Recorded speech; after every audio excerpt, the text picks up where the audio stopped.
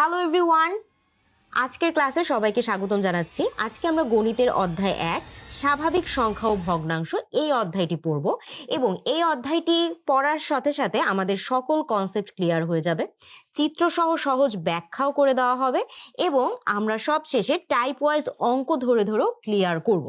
So চলো আজকে আমাদের এই ক্লাসটি শুরু করা যাক। প্রথমে আমরা একটু দেখে নেই যে এই অধ্যায়টি আসলে কিভাবে পড়লে সহজ হবে। প্রথমে আমাদের যেটা করতে হবে যে কোন টপিক কত ইম্পর্টেন্ট এটা আমরা পড়ে ফেলবো। এই যে দেখো পাশে কিন্তু দেখতে পাচ্ছ যে এই অধ্যায়ের গুরুত্ব, অর্থাৎ প্রত্যেকটা টপিকে আসলে কোনটার জন্য বহু নির্বাচনী কত দরকারি এভাবে স্টার্ট দিয়ে বোঝানো হয়েছে। সো আমরা কিন্তু এইটা প্রথমে দেখে নিব।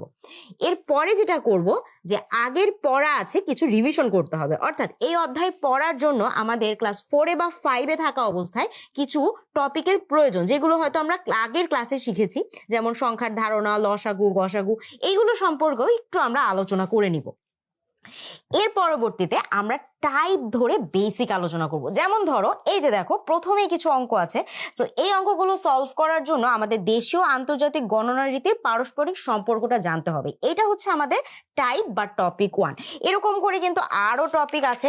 সো আমরা প্রত্যেকটা অঙ্কই আসলে যেই যেই টপিকের আন্ডারে পড়েছে আমরা সেই টপিকগুলোর বেসিক আলোচনা করে ফেলবো এবং সব শেষে যখন আমাদের এই টপিক ধরে বেসিক আলোচনা শেষ হয়ে যাবে, আমরা আসলে দেখব যে কিভাবে আসলে আমরা এই পুরো অধ্যায়টা এক নাগাড়ে বা এক নজরে মনে রাখতে পারি। এটার জন্য আমাদের রয়েছে এই কুইক হ্যাকসের টেবিলটা। সো আমরা অধ্যায় শেষে এগুলোও কিন্তু দেখে নিব। তাহলে চলো আজকের ক্লাসটি আমরা শুরু করি।